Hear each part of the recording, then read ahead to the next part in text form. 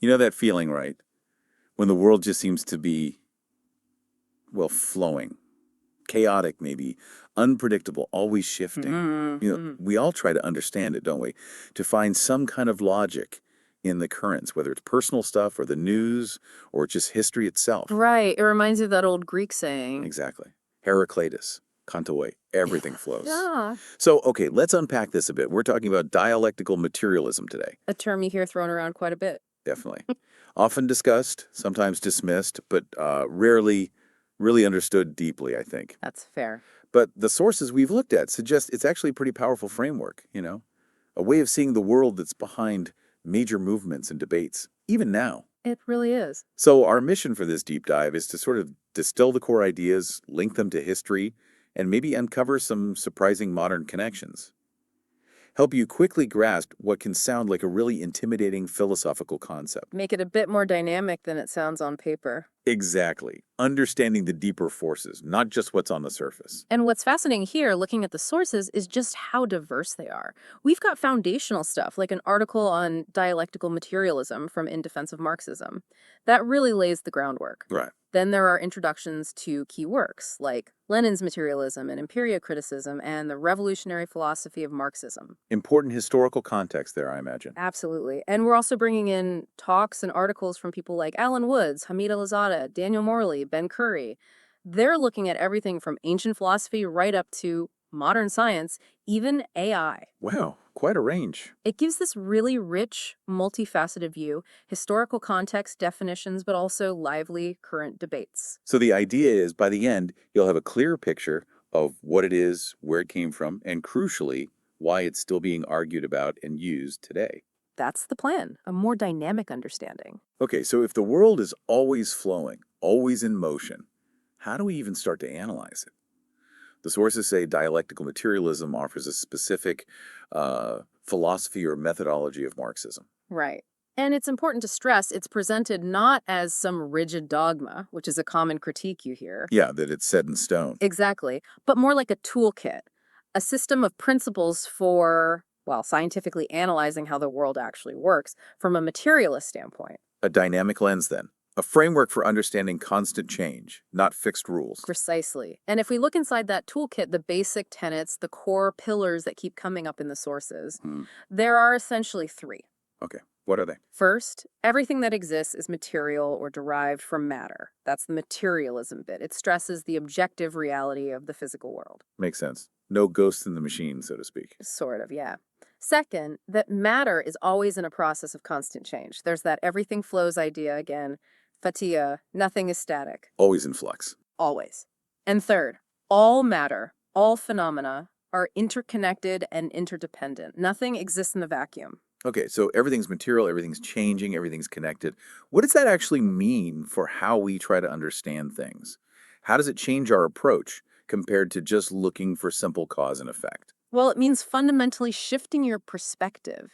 Instead of seeing the world as fixed or just imposing our ideas onto it, it's about trying to grasp it as it really is. Which is, In motion, driven by internal contradictions. It's about uncovering the actual laws of change, particularly in society, rather than just attributing everything to individual will or random events. can you give an example? Like, how would that apply to something specific? Sure, think about, say, a major social upheaval or protest movement. A purely idealistic view might focus only on the leader's intentions or the protesters' ideas. A dialectical materialist approach would look deeper. It would ask, what are the underlying economic tensions? Are there technological shifts disrupting old ways? Are existing social structures clashing with new forces? It sees the movement arising from these contradictions. So it's looking for the engine behind the visible events. Exactly. It's described as the logic of motion, development, and change. It encourages you to embrace contradiction as the driving force, not just an inconvenient complication. That idea of constant change, everything flows. Yeah. It feels very current, almost scientific. But you mentioned ancient roots earlier. How far back do these ideas actually go? Oh, remarkably far. It puts things in a much bigger context. Ben Curry's work on scientific revolution talks about this, how ancient Greek and Roman thinkers really laid crucial groundwork for modern science. Probably, in a way. Well, they developed early forms of both dialectics, thinking about opposing forces, and materialism, focusing on the physical world. Hamid al-Azad also explores this in his talks on ancient Greece. It wasn't invented out of whole cloth by Marx. So people were grappling with change and the material world way back then. Absolutely. Thinking about how things become, how they decay, the interplay of opposites, the seeds were there. It's incredible, though, to think how those ancient seeds eventually grew into this very specific Marxist framework centuries later. How did that happen? Was there a key figure who connected the dots? There definitely was a pivotal figure. You really can't understand the development without talking about Georg Wilhelm Friedrich Hegel. Ah, Hegel. Hamid al-Azada, in defense of Hegel and his talk on dialectics, calls him a towering genius. He essentially resurrected the philosophy of dialectics. Resurrected it. So it had faded away. It hadn't been developed into such a comprehensive system. Hegel took that ancient idea of change through contradiction, thesis, antithesis, synthesis, though it's more complex than that, and built a whole system around it for understanding history, philosophy, everything. Okay. Marxists, as Elazadeh points out, owe him a tremendous debt. It shows how these ideas evolve, building on each other. So Hegel provided this powerful dialectical method, this engine for understanding development, Yeah. mostly focused on ideas, right? Primarily, yes. His was an idealist system, ultimately. So how did Marx and Engels then take that engine, sort of ground it, connect it to the material world, to society, economics? And I gather this wasn't just theory, it had to be defended pretty fiercely. Precisely. Marx and Engels, developing their ideas over 150 years ago now, essentially took Hegel's dialectic and, as they famously said, turned it right side up. Meaning they applied it not to the realm of abstract ideas evolving, but to the real material conditions of human existence, to economics, class struggle, historical development based on material forces. Okay, so making it about the real world. Exactly. And you're right, it wasn't just an academic exercise, it faced immediate challenges and required vigorous defense.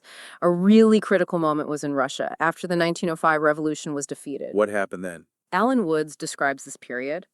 A wave of pessimism and mysticism swept Russia.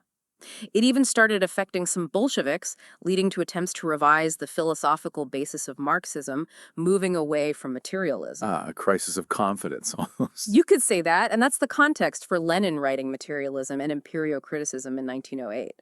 He went on the offensive. How so? He fiercely defended the materialist core of Marxism against these emerging idealist philosophies, like Empirio-Criticism, which were questioning whether we could even know an objective reality outside our sensations.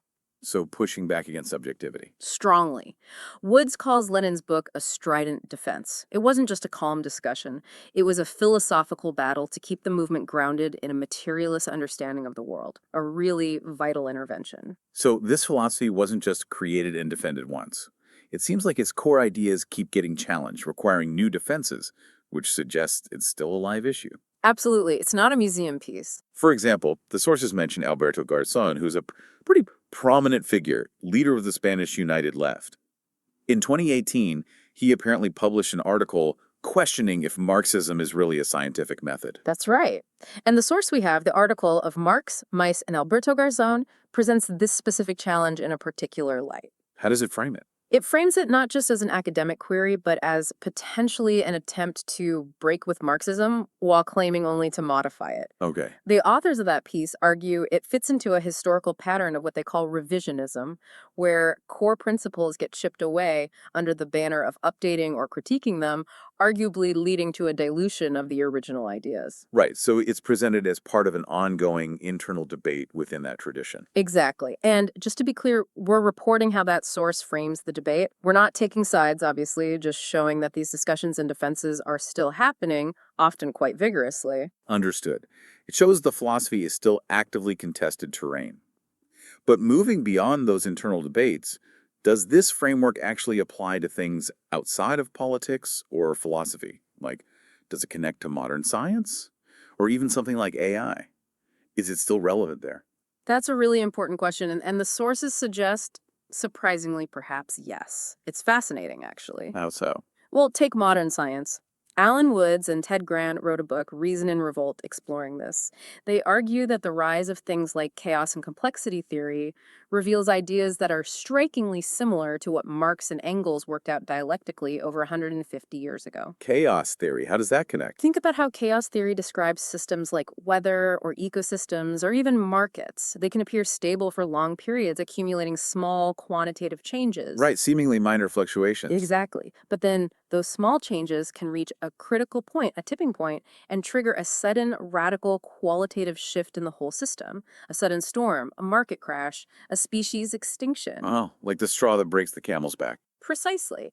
And that idea that gradual quantitative change leads to sudden qualitative leaps is absolutely central to dialectics. Woods and Grant even suggest this resonance might point towards a new and exciting breakthrough in the methodology of science itself. Wow, that's a big claim. It is, and the relevance doesn't stop there. Look at Daniel Morley's work mentioned in the Sources talks on artificial intelligence and the nature of consciousness, or his critique of postmodernism from a Marxist viewpoint. So, tackling really current issues. Definitely. How do we understand consciousness if everything is material? How do dialectics help critique philosophical trends like postmodernism? These are active engagements. And what about science itself? Is there connection there too? Yeah, Ben Curry's work touches on this. He argues that science doesn't happen in a vacuum, it's always rooted in class society. And he suggests that without a consciously dialectical and materialist philosophy, scientists can sometimes drift back towards idealism or even mysticism, even unintentionally. That's quite a thought, that the philosophical underpinning matters for scientific practice. It's a provocative idea, certainly, in our scientific age. It really is striking how this single framework seems to bridge ancient Greece, 19th century economics, 20th century revolutions, and now cutting-edge science and AI. Quite a sweep. It definitely offers a potentially unifying way to look at a lot of different fields. Okay, so let's quickly recap this deep dive into dialectical materialism. Huh. We started by seeing it not as some rigid dogma, but as the philosophy or methodology of Marxism, more like a dynamic system of tools for analysis. A way of understanding the world in motion. Right. We looked at its core ideas. Everything's material, everything's constantly changing, that everything flows principle and everything's interconnected. The three pillars. We traced the roots back to ancient Greece, saw Hegel's huge contribution in resurrecting dialectics, and then how Marx and Engels grounded it in the material world. Turning Hegel right side up. Exactly. Then we touched on Lenin's fierce defense of it, that sort of philosophical battle cry after 1905, and saw how it's still debated and defended today, like in the Garzon example. Still very much alive. And finally, we saw these really surprising links to modern science chaos theory, complexity, and its ongoing engagement with big questions around AI, consciousness, and even postmodern thought. It's definitely not static. Far from it. It seems to keep finding relevance. So, stepping back from the details for a second, if we take seriously this core idea from dialectical materialism that everything flows, that matter is always changing and interconnected, maybe pause and consider how much of what you currently see as fixed or stable might actually be in flux. Yeah, think about your own assumptions, maybe routines, or even things you take as unchanging truths about society or science or yourself. Really that fixed? How might understanding this logic of motion development and change, seeing contradiction not as a problem but as an engine, how might that change how you approach challenges, whether they're personal ones or bigger societal issues or even intellectual problems? That's definitely a powerful thought to mull over, and a great invitation for you to keep exploring. Hmm. This deep dive, really, it's just scratching the surface of these complex ideas. It's the starting point. So as you go about your day, maybe try to actively notice that constant change and that interconnectedness in the world around you. You might just start seeing the flow in, well, everything.